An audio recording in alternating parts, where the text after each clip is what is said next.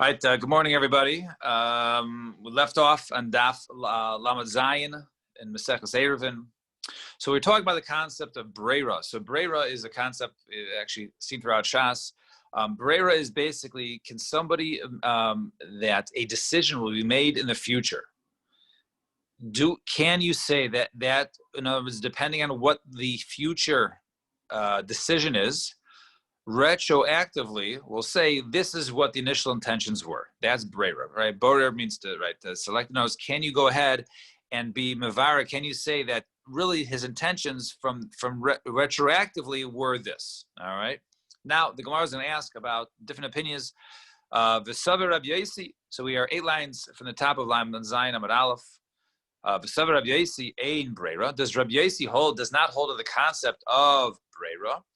But tonight we learn in the Mishnah, Rabbi Yossi, me'ashtei nashim shalachu es kineim be'iruv o shenasnu kineim lekohen.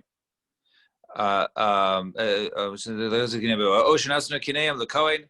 So let's say you have 2 women. Let's say they're obligated to bring a korban. Let's say they either gave birth or they were coming off of tuma, and she has to go ahead and give kinim, right, a set of birds as an ola and a chatas. So normally you designate which one is which.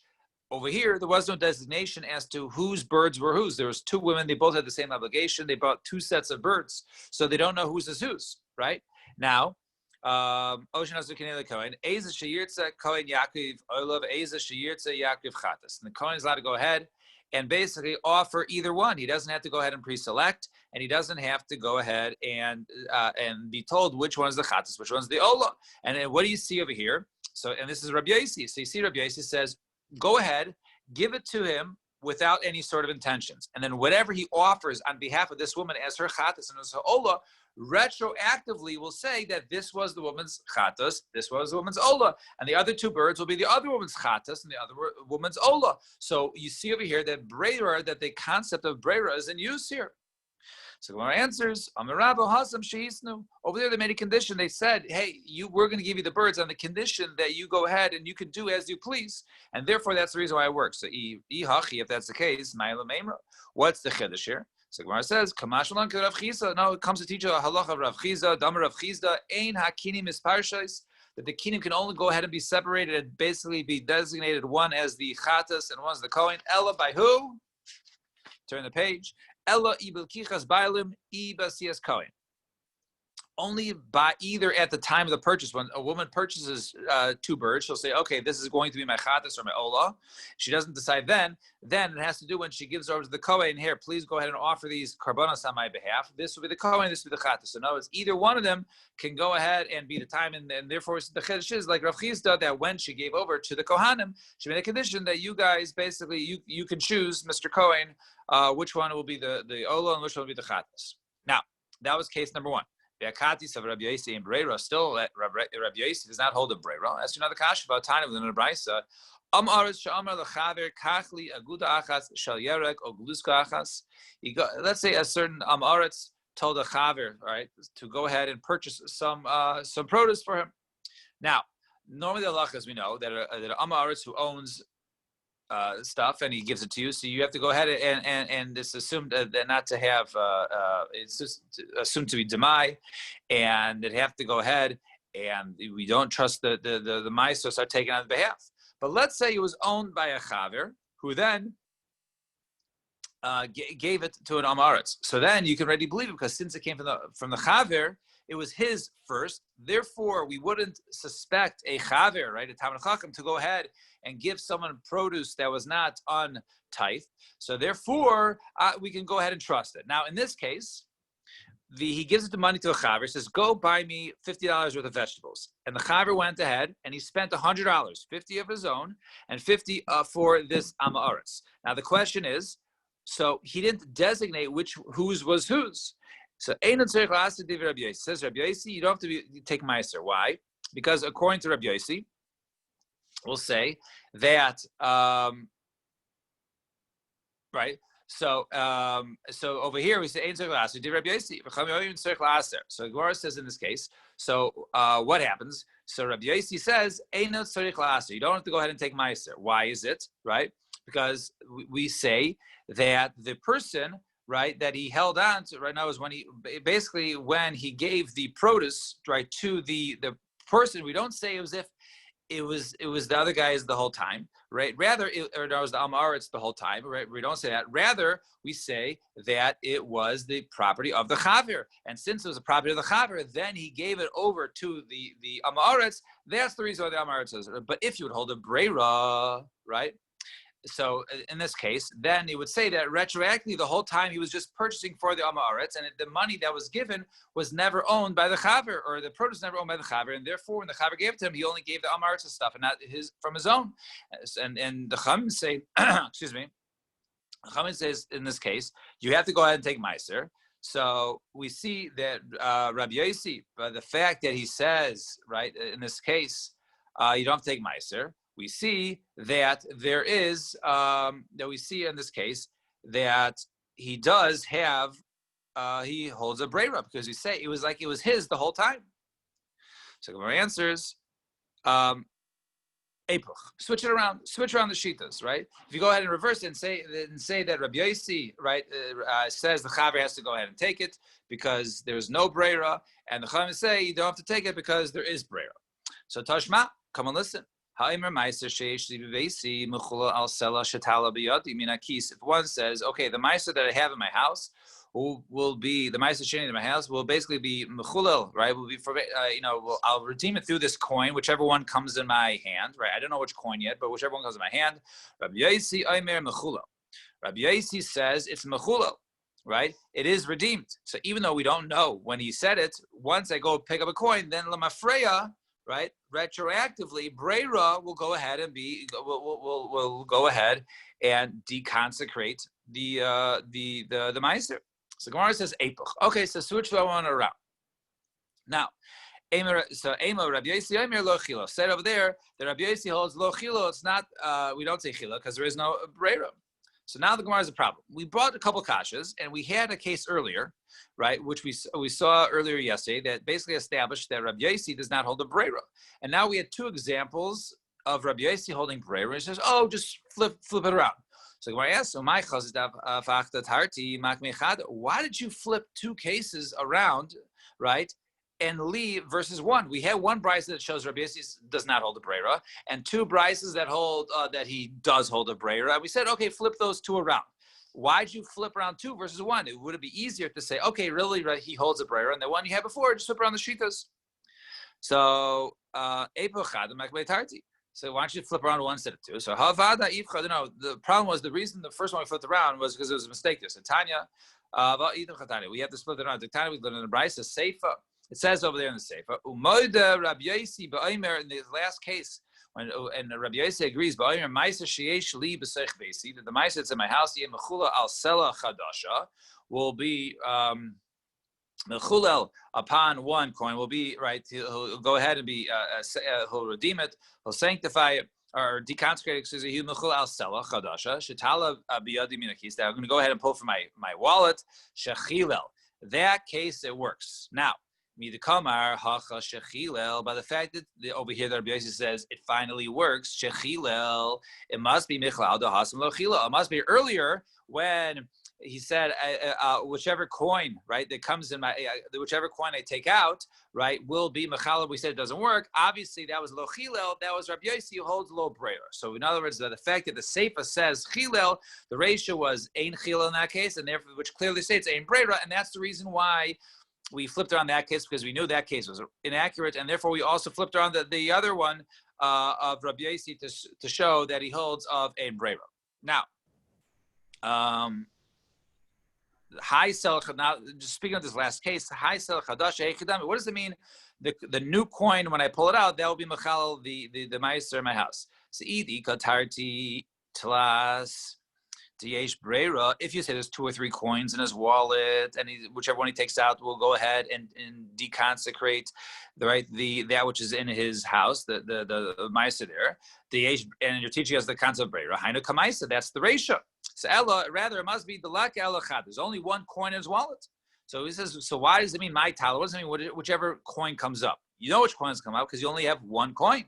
So my talis, aditani reisha, talatani sefer. No, it's just using the lashon tala, which comes in my hand, because in the reisha use that lashon tala, so therefore the sefer it's tala, but really it's coming to teach us only one coin.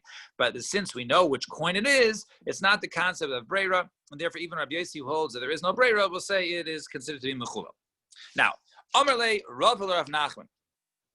Manhai taina de'afilu b'derabanan lesle breira. Now, we've been talking about halachas of deraisa, right? Halachas when it comes to taking meiser, or bringing karbanos. But let's say halachas of midrabanan, such as an eruv, right? We know that all of eruvin is all halachas midrabanan, right? Whether it's tchum or it was for eruv chatzeros. So over here, let's say, who is the Tana who holds that even by breira, right, when it comes to midrabanans, that doesn't work. So high time dafilu b'deraban unless they breira. So who's the one? The tiny with the brayso. So Amar Chamisha, a person says to 5 people, Hareini ma'ariv al ezem mekam yishe'ersa, right? This eruv, right? I'm gonna go ahead and put an eruv, right? And basically, I'll go ahead and have 5 different. He said to 5 different people, I'm gonna go ahead and be ma'ariv for whichever one I want. They come from different directions, and each one I'll set an eruv. So perhaps one of you guys who I choose will go ahead and be able to use this eruv. So when he puts the eruv down, he doesn't establish that who's going to be with this shvisas makom for him. And in this case, if he says, so he says to 5 people that, and now, therefore, if he chose one person, he can go, that person can use the tchum, but the other people cannot. And so if this is done before Shabbos, it's okay. So in this case, it works. However, once Shabbos starts, he can't say, okay, the tchum was for you, and therefore retroactively he's allowed to go ahead and use the entire. We don't say that because since he didn't make the decision before Shabbos, so we see there is no eruv. So over here, right, we see that there is no breira in this case. So he ishtik, and he was quiet, he didn't answer anything. We don't know who doesn't hold a breira even on derabbanans. So Gemara says, Tana debe'ayo. So what about that we talked about yesterday, right? The Tana of debe'ayo, that he said that even midrabanan, right, even when it comes to eruvin, there is no breira. So Lo Shmila, he didn't hear it. No, so he couldn't say there was definitely beisayo because he didn't, or ayo because he didn't go ahead and hear it explicitly. And Rav Yosef Omar Tanai Shagalta Mi'alma. What, have you removed all the Tanaim in the world? Right? Tanai, it's a machlekes Tanaim as to whether breira works even on derabbanans, even on eruvin. The Tani ben Raisa Hareini Me'erev. Person says, I will make an eruv, right? I'm going to go place it here, and the makom eruv will be for the entire year. Therefore, it will extend the tchum. However, if I want for that Shabbos, it will work. If I don't want for that Shabbos, it won't work. So if he does this when he wants it, on Friday, he says, okay, I want the tchum to work for me, or I want the tchum not to work for me, then eruv, it is valid. However, but if he does it after Shabbos, then Rabbi Shimon Omer Eruva Eruv. He says the Eruv works. You need breira. So Rabbi Shimon holds a breira. And Mechamim Omer Ein Eruva Eruv. And Mechamim say, no, there is no Eruv. Right? The Eruv does not work because you can't say breira. So we see over here the Chachamim hold that there is, in this case, that there is no breira, even under abundance. So Gemara says, Rabbi Shimon the less breira. So we learned earlier, we saw yesterday in the top of Lamed Zayin Amud Aleph, right? We saw over there in Rabbi Yosef, Shimon Eisrin, they both asked that they don't hold of breira. So I should Rabbi Shimon the less breira. So Kashi the Rabbi Shimon other Shimon. So it's a steer in Rabbi Shimon. So rather switch around, rather say the Chamim was the one who says that it does work, and the Rabbi Shimon holds that it does not work because he holds aim breira. And my kasha, and what's the kasha? Dilma ki lesle Rabbi Shimon bereira b'daraisa. Well, the Rabbana Yislay. Maybe what's the kasha? Maybe the contradiction was between the daraisa and the Rabbana. Maybe you can say that one is the daraisa and the one's the Rabbana, and therefore he holds of it daraisa, but the Rabbana he holds not. However, no. Rav Yosef man the Yislay breira lo yishna b'daraisa lo yishna b'Rabbanan. The one who holds of breira doesn't make a difference whether it's daraisa or the Rabbanan.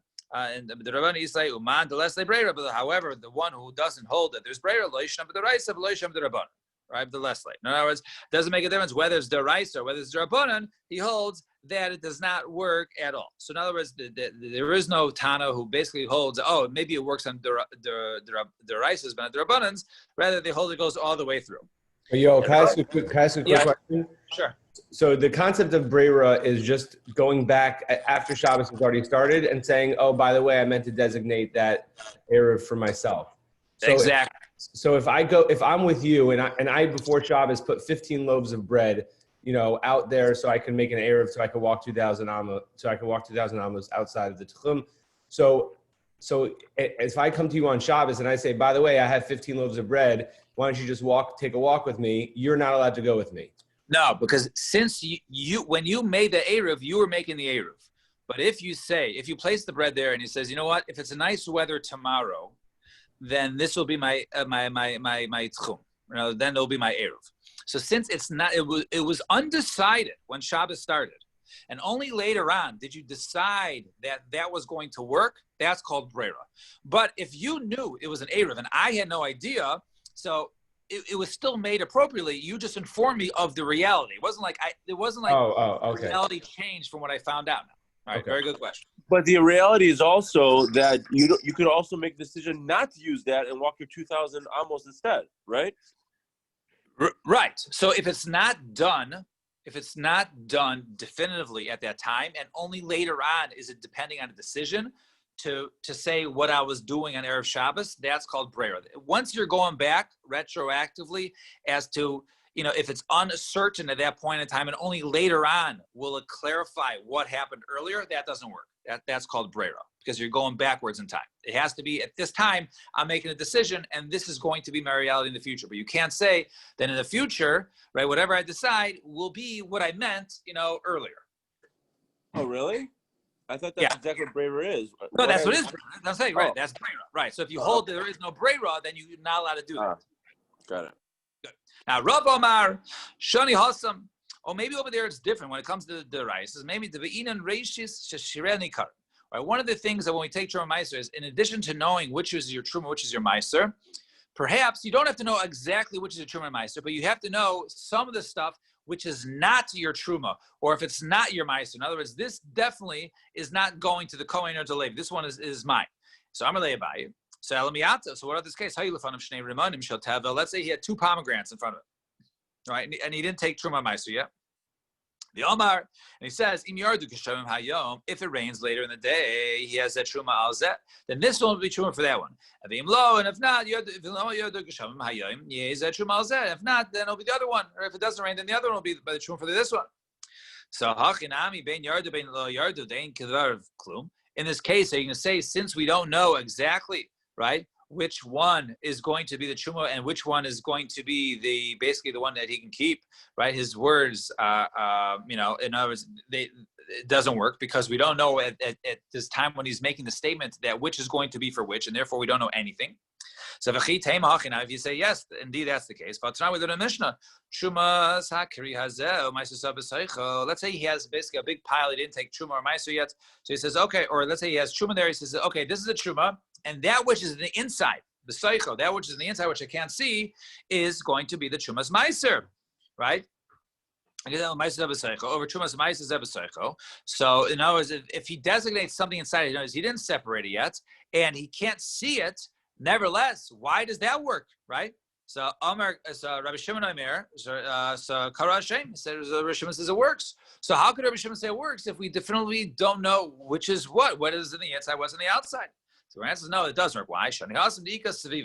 Since you have the stuff on the outside, which is around it, and he said only the stuff on the inside is a truma meiser. So I don't know exactly what's truma meiser, but I can tell you what's not truma meiser, which is what? Which is the stuff on the outside, right? And the outside perimeter is not, because I said the truma meiser is the stuff on the inside. So even though I can't see the inside, and I don't know which is in the inside, which is not, but I see the outside stuff, which is definitely not going to the Kohen or to the Levi, which is definitely staying with me, and therefore that's the reason why Rabbi Shimon says that case works.